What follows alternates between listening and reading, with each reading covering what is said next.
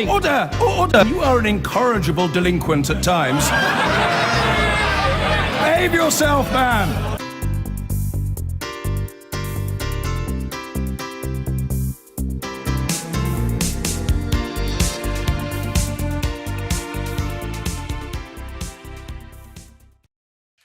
Two of the Metropolitan Police's most senior female officers have been found to have discriminated against a more junior male officer with an unblemished career.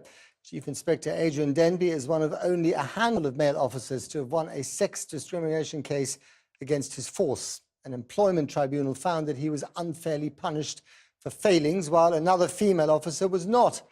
Our senior Home Affairs correspondent Simon Israel has this exclusive report. With 9 commendations, Chief Inspector Adrian Denby has had an unblemished police career. These photos were taken when he was seconded to Afghanistan to help set up its own police force. On return, he took charge of part of the Met's territorial support group known as the TSG. They're on the front line when it comes to public disorder.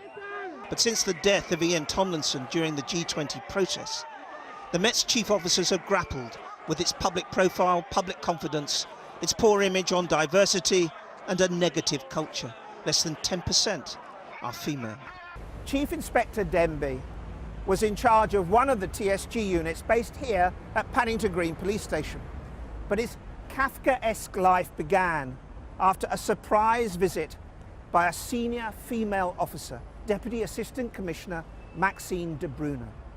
She was there on a mission to drive out the macho culture and was seeing whether he was the man to do it.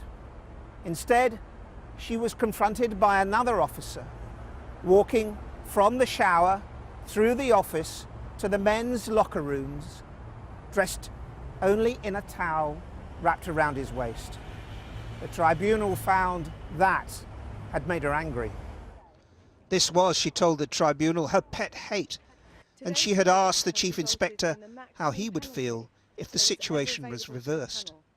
The towel encounter had taken precedence over everything else, and by the end of the Paddington visit, Mr. Denby, the tribunal said, thought he was going to be removed from post. It was then his nightmare began. He was placed under investigation because of alleged malpractice by other officers, cheating on hours worked, on overtime, and operating an off-licence inside the station. His performance was excessively downgraded, his duties restricted, and an order to lift them was overturned.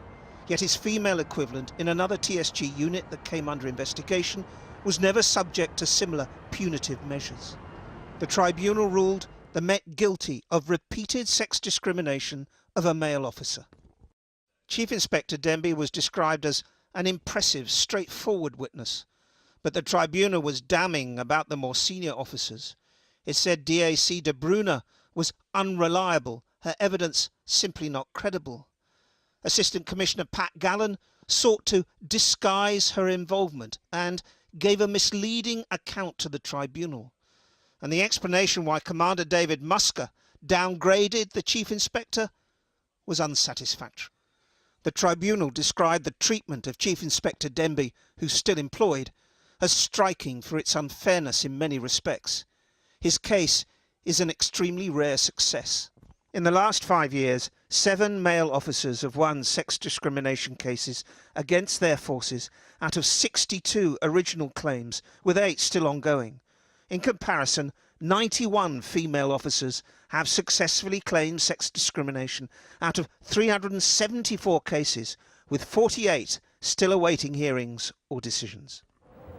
In a statement tonight, the Met said it planned to appeal the discrimination findings, and when we asked how it would respond to the criticisms of its senior female officers, the force said that was being considered. Simon Israel. I've been